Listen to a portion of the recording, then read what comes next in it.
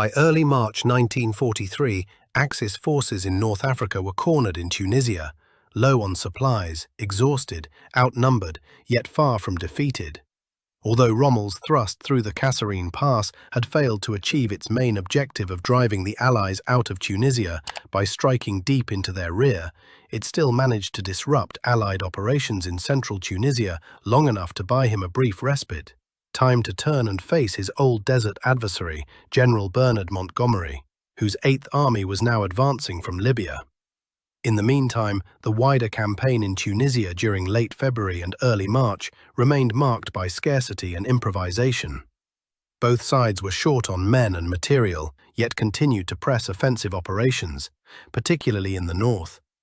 The front stretched thin across rugged, mountainous terrain, where small and scattered units guarded hilltops and key road junctions. Even the term line was deceiving, for it was far from continuous. In many places, isolated outposts and roadblocks stood kilometers apart, unable to offer mutual support. Much of the ground between them was left to irregular patrols, while overstretched supply routes struggled to sustain the fighting on both sides. Waging war under such conditions, across a fragmented front and with limited forces, proved a constant challenge, forcing large-scale improvisation for both the Axis and the Allies. Most Axis combat units were assembled from whatever formations could be scraped together upon arrival in Tunisia, forming ad hoc Kampfgruppen, while similarly improvised battle groups operated on the Allied side. This atmosphere of improvisation extended beyond the front lines, influencing not only unit organization, but the overall command structure as well. At the start of the Tunisian campaign, overall Allied command rested with Lieutenant General Kenneth Anderson's 1st British Army, operating under the direction of the Supreme Allied Commander in the Mediterranean, General Dwight D. Eisenhower. Established after the Allied landings in Morocco and Algeria, the First Army was tasked with directing the Anglo-American ground forces advancing into Tunisia. Yet, from the outset, cooperation between the Allies proved difficult. British and American command styles differed sharply, and Anderson's authority barely extended beyond the British Fifth Corps under Lieutenant General Charles Alfray. Meanwhile, the U.S. Second Corps, under Major General Lloyd Fredendall, though nominally subordinate to Anderson, often bypassed him and reported directly to Eisenhower, further complicating the already fragile command arrangement. The situation grew even more tangled with the presence of the French colonial forces. After the Allied landings in North Africa, the local Vichy authorities initially resisted before reaching an armistice with the Allies in November 1942. Their troops of about 35,000 men were reorganized into the 19th Corps under General Louis Coltz and joined the fight against the Axis. However, relations between the French and the British remained strained. The memory of the Royal Navy's attack on the French fleet at Mers el-Kabir in 1940, which left more than 1,000 French sailors dead, was still fresh. Determined to preserve their independence, the French refused to place their forces under British command and insisted on reporting directly to General Eisenhower, bringing the overall organizational structure to become so complex that even he once ironically admitted it had become too complicated to be placed on paper. As the man charged with holding the entire Allied effort together, Eisenhower's responsibilities stretched far beyond the battlefield.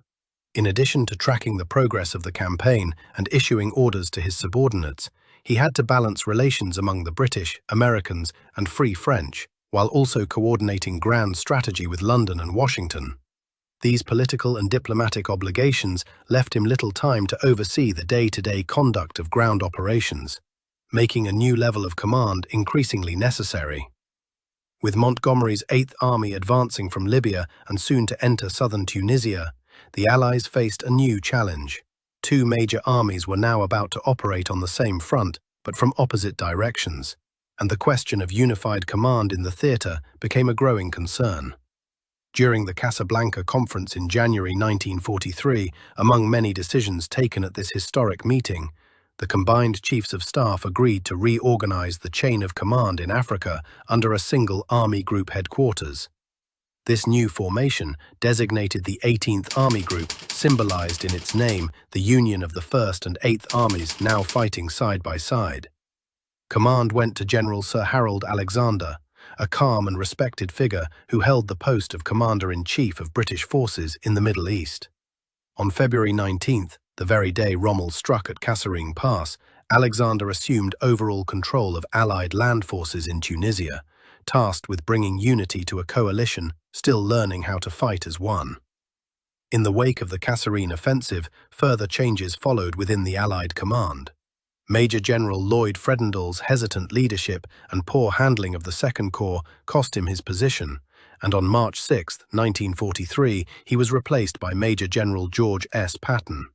Though Second Corps remained nominally under Anderson's First Army, in practice it operated directly under General Alexander and the newly established 18th Army Group, while the French 19th Corps was finally integrated under Anderson's control. And thus, by early March, with the arrival of fresh troops and supplies, the Allied command structure in Tunisia was at last beginning to take coherent shape. On the Axis side, the command situation was no less complex, and equally a product of improvisation. To counter the Allied landings in Tunisia, the Germans raised the 5th Panzer Army under General Hans-Jürgen von Arnim, recently transferred from the Eastern Front where he had commanded the 39th Corps. However, this hastily assembled force operated with an extremely fluid corps structure. Its only operational subordinate headquarters, the Italian 30th Corps, controlled mainly the Italian Superga division and a few smaller brigade-sized units, while most German formations reported almost directly to Army command.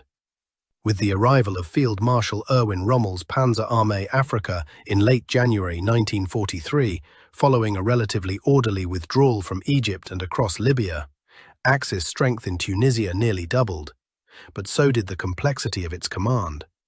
Lacking a clearly defined higher authority, Rommel and von Arnim operated almost independently, each pursuing his own plans as circumstances dictated, while growing friction between the two made effective coordination increasingly difficult. As February wore on and confusion deepened over who truly held overall command, the need for a unified structure to coordinate Axis operations in Tunisia became impossible to ignore in both Berlin and Rome. As questions of authority between Rommel and von Arnim remained unresolved, another development was already taking shape. By late January, Rommel's health had sharply declined. He had apparently been suffering from jaundice and chronic exhaustion for months, and on January 26th, he received word from Berlin that, once his troops reached the Mareth line, he would be permitted to return to Germany on sick leave. Meanwhile, the Italian High Command, long resentful of Rommel's dominance and critical of his handling of Italian units, pressed for a stronger Italian role in the Tunisian campaign, determined to ensure that operations in what they viewed as their own zone of interest reflected their seniority within the Axis partnership. Consequently, it was agreed that once Panzer Armee Africa entered Tunisia, it would be redesignated as the First Italian Army, and Rommel would be succeeded by General Giovanni Messe, a veteran of the Eastern Front and one of Italy's most respected commanders. Thus, both the Italian and German high commands reached an understanding that Rommel would leave Tunisia by February 22nd, and von Arnim would assume command of all Axis forces in the theatre under a newly established headquarters designated Army Group Africa. However, events soon took a different turn. Field Marshal Albert Kesselring, Commander-in-Chief of German forces in the Mediterranean and Hitler's senior representative in the theatre, intervened. A strong advocate of Rommel and a key figure in coordinating Axis operations between Italy and North Africa, Kesselring wielded considerable authority.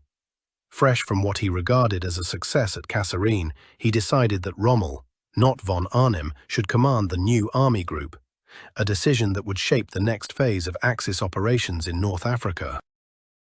On February 23, 1943, Rommel assumed command of the newly formed Army Group Africa, while General Giovanni Messe formally took over the Italian First Army. Yet from the outset, Rommel's new authority proved largely nominal. He was given little in the way of staff or communications support, and orders from both Rome and Berlin often bypassed his headquarters entirely, going straight to his subordinate army commanders. Still, unwilling to concede the initiative, he resolved to strike one more time, this time against his old adversary, General Montgomery, hoping to disrupt the British advance and buy time for the Axis to strengthen their positions in southern Tunisia. Ever since the Panzer Armee Africa had entered Tunisia on January 26th, the bulk of its troops had begun digging in behind the Mareth line, a chain of fortifications built by the French in the late 1930s to guard Tunisia against attack from Italian-held Libya. Inspired by the same defensive concepts that had shaped the Maginot Line in France, the Mareth Line was long regarded as the strongest defensive position in North Africa, even before it was ever occupied. Stretching some 33 kilometers between the Mediterranean coast and the rugged Matmata Hills, it consisted of concrete blockhouses and pillboxes, many of them too small for modern weapons and in various states of decay after years of neglect. To the west, beyond the hills, the line was further protected by the chots, vast soft salt flats, including the seemingly impassable Chott Djerid, which limited the possibilities for large-scale maneuver. On February 28th, Rommel summoned his generals to present a plan for a surprise attack against the British Eighth Army. His chosen objective was the vital road junction at Medenine, a small town only 8 kilometers south of the Mareth Line. By this time, the bulk of the 1st Italian Army had already taken up defensive positions along the line, with the Giovanni Fascisti and Trieste divisions near the coast, the German 90th Light Division holding the central sector, and the La Spezia, Pistoia, and 164th Light Divisions guarding the southern and western flanks toward the Matmata Hills and the Chots. Most of these formations, however, were severely weakened by the losses suffered at El Alamein and the exhausting retreat across Libya.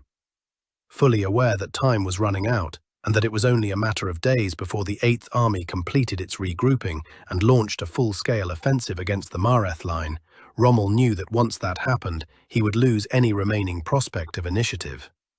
Convinced that his recent venture at Kasserine Pass had temporarily neutralized the Americans, he sought to seize the moment with one final stroke.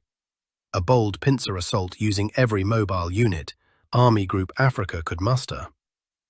Under his plan, the 10th and 21st Panzer Divisions would strike from the north, while the 15th Panzer and 164th Light Divisions advanced from the south out of the Matmata Hills, the two thrusts converging on Medenine in an effort to overwhelm the British forward positions and delay Montgomery's drive toward the Mareth Line. It was a risky undertaking, and it would ultimately prove to be Rommel's final offensive. His plan, however, immediately ran into opposition. With the divisions earmarked for the attack reduced to shadows of their former strength, General Giovanni Messa firmly rejected the idea of a wide pincer movement. He argued that the northern arm, advancing along the coastal plain through ground already sown with thousands of German-laid mines and against the strongest sector of the British line, was doomed before it began. A dispersed effort, he warned, would only waste what little striking power the Axis still possessed. Instead, Messa urged a single coordinated thrust, with the 10th Panzer Division, supported by elements of the 164th Light Division, attacking from the west, while the 15th and 21st Panzer Divisions would push in from the northwest.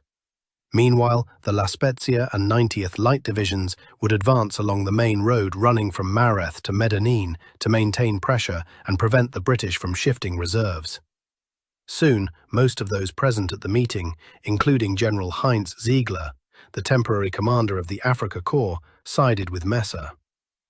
Ill, depressed, and physically exhausted, Rommel lacked the energy to impose his view. Gradually, he relented and accepted Messa's plan, codenamed Operation Capri, set to begin on March 6, 1943. Yet, what neither Rommel nor Messa realized was that their surprise attack would be anything but. By early 1943, British codebreakers at Bletchley Park were regularly decrypting German Enigma messages, intercepting many of the radio dispatches sent between Rome, Berlin, and North Africa.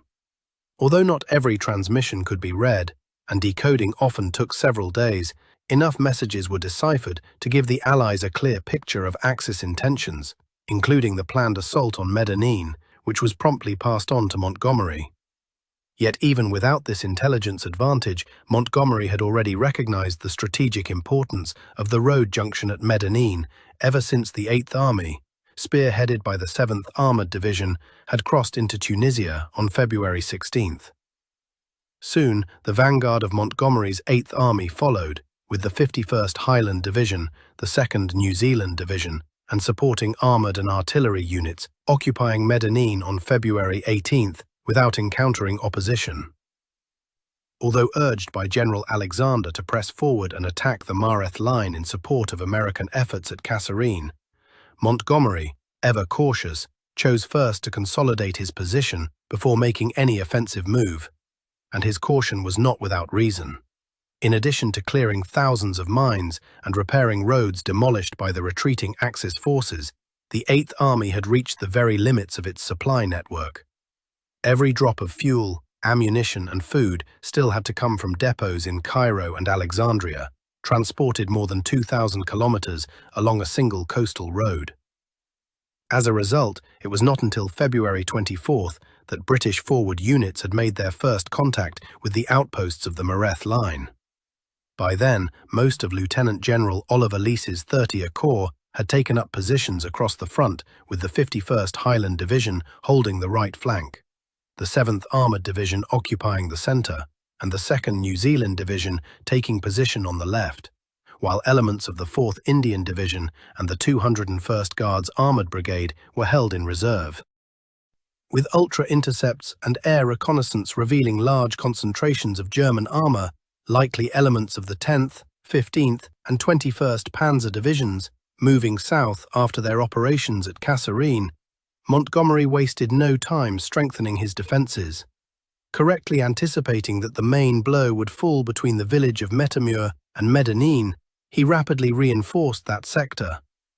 Across this stretch of semi-desert, broken by deep wadis and offering attackers little natural cover, the 5th Brigade of Lieutenant General Bernard Freiberg's 2nd New Zealand Division held the centre, with all three of its battalions and the attached 28th Maori Battalion forming the backbone of the line.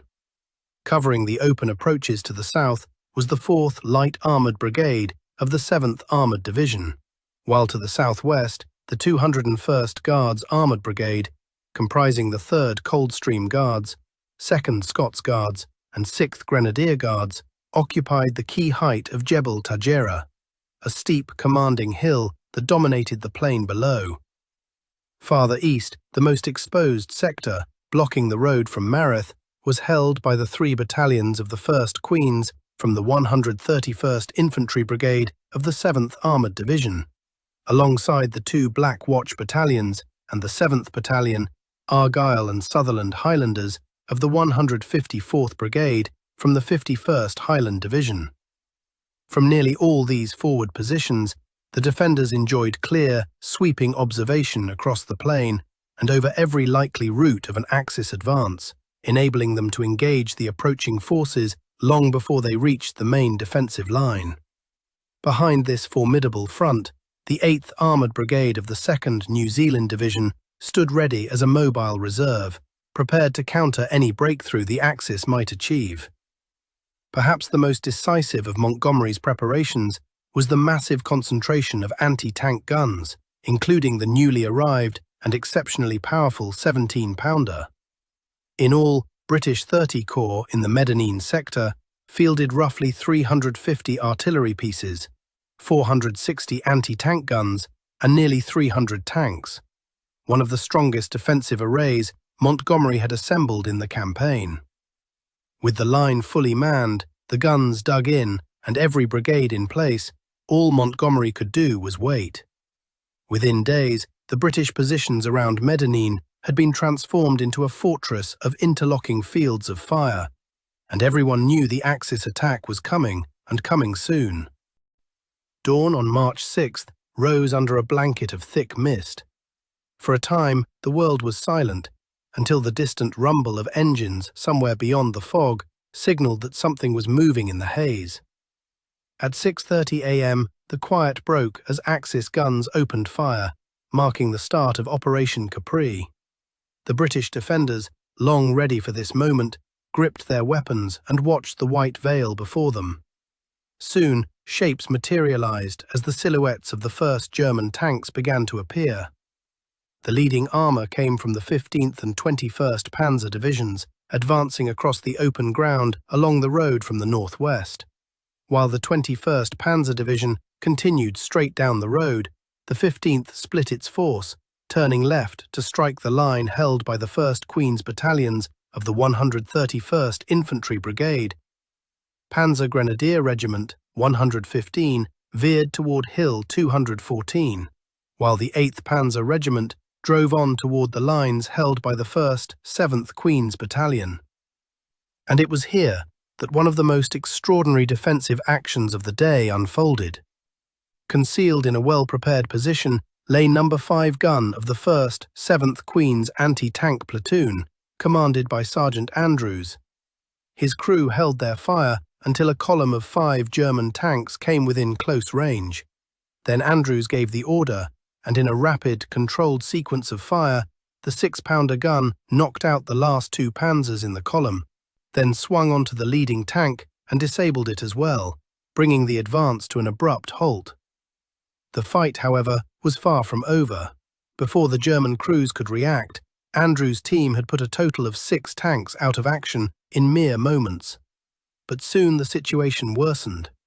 A dozen more panzers opened fire on their position, blasting away the gun's protective parapet.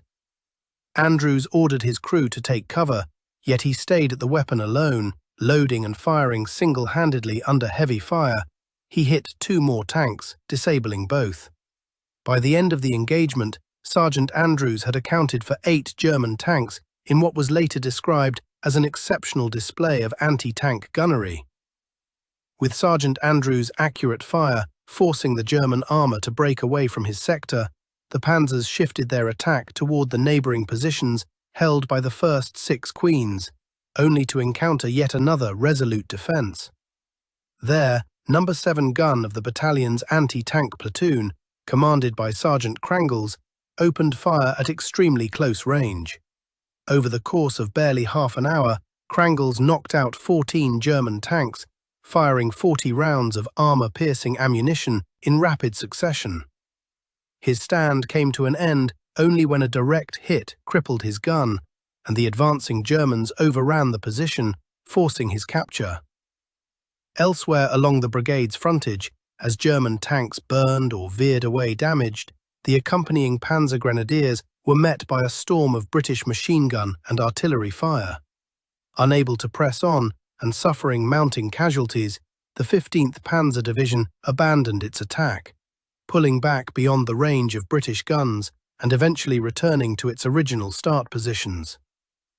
When the smoke cleared, the soldiers of the 1st Queens counted a staggering 27 German tanks destroyed across their frontage, thanks largely to the extraordinary stand of Sergeants Andrews and Krangels, whose actions would later earn them the Distinguished Conduct Medal for their exceptional gallantry. And yet, despite perhaps the hardest fighting of the day, the 1st Queen's battalions suffered limited losses, with 1 man killed, 9 wounded, and 10 taken prisoner. Meanwhile, the 21st Panzer Division pushed south along the road toward Metemure. Ahead of them, however, lay a deception that would shape the entire engagement. Lacking real mines, the British had improvised a false minefield, burying empty tin cans beneath small, carefully shaped mounds of sand to mimic the appearance of live charges. From a distance, the dummy minefield looked convincing, and the German commanders, unwilling to risk a detonation, swung north to avoid it, a diversion that proved disastrous. Their tanks moved broadside across the concealed 6-pounders of the 2nd Battalion, Scots Guards, when a sudden concentrated volley ripped into the exposed flank, and within moments a dozen panzers were burning, with several more left crippled.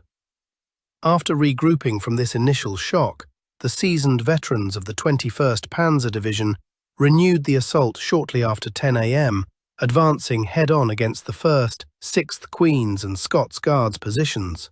But this attack fared no better. Accurate British fire stopped the tanks at range, though some groups of Panzer Grenadiers managed to push forward into the shallow wadis scattered across the ground before the British line. With timely and precisely directed artillery support, these infiltrations were contained, and the German advance was ultimately broken. By late morning, a brief lull settled over the 201st Guards Armoured Brigade sector. Even so, their artillery and forward companies remained fully engaged, harassing German troops still clinging to the wadis and preventing the recovery or repair of the stricken tanks that littered the battlefield. At the same time as the 15th and 21st Panzer Divisions struck the British line, the 90th Light and La Spezia Divisions launched their assault along the Medenine road. Under the cover of heavy artillery fire, the German and Italian infantry moved out across the open plain, terrain so exposed that the British gunners of 30th Corps could hardly have asked for a clearer target. The artillery, working together with the machine gunners of the 154th Brigade of the 51st Highland Division, tore into the advancing formations, inflicting severe casualties long before they reached the forward positions. Even so, elements of the attacking force managed to seize a few outposts and push toward the main defensive line, but they advanced no farther. Under the weight of British fire, they halted and dug in where they stood. In the afternoon, the La Spezia Division attempted to revive the assault, pressing forward again behind intense shelling and mortar fire. At one point, they came alarmingly close to overrunning Point 188, a key piece of high ground dominating the British sector, but the Black Watch battalions held firm. Later in the day, the 1st Battalion Black Watch counterattacked, driving the remaining Italian troops back and clearing the area before nightfall. Farther south, the 10th Panzer Division advanced from the Matmata Hills and drove straight toward the line held by the 5th New Zealand Brigade in front of Medenine. Roughly 2 kilometers from the New Zealand positions, the German tanks halted while their commanders scanned the ground ahead with binoculars, searching for any trace of the anti-tank guns they knew were waiting for them. But the New Zealanders were indeed there, just silent. Their anti-tank guns held their fire until the panzers had closed to about 400 meters. Then the gunners opened fire, quickly knocking out 4 tanks in succession, while mortars added to the damage, disabling a 5th tank by blowing off its tracks. Caught under invisible fire, the German panzer crews attempted to pinpoint the source of the fire, but were unable to do so, and soon withdrew, leaving behind dismounted panzer grenadiers who had suffered heavy losses after being severely mauled by artillery fire on the open ground before pulling back as well. From his observation post on the slopes overlooking the Medenine plain, Rommel strained to see through the thick morning mist that shrouded the battlefield. When it finally lifted, the full tragedy of the day unfolded before him. Across the plain below, the burning wrecks of his precious panzers lay scattered like blackened monuments to a lost cause.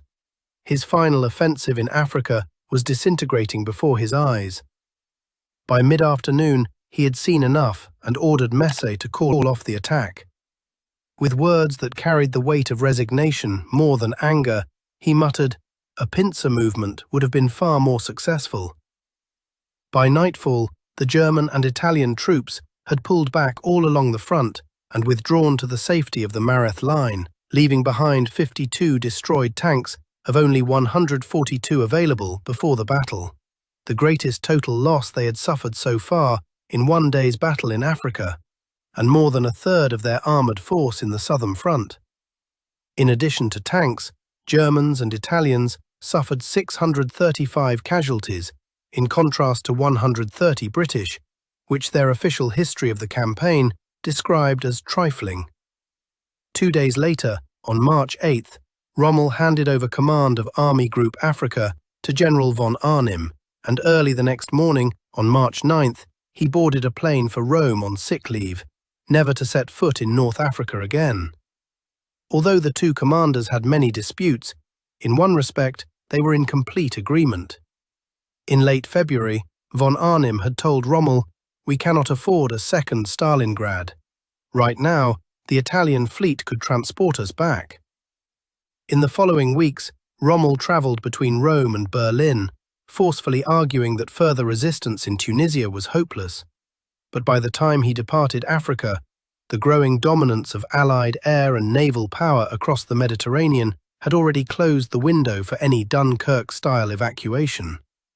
Von Arnim was left with no choice but to fight on until the ammunition was gone, and to ensure that every bullet counts.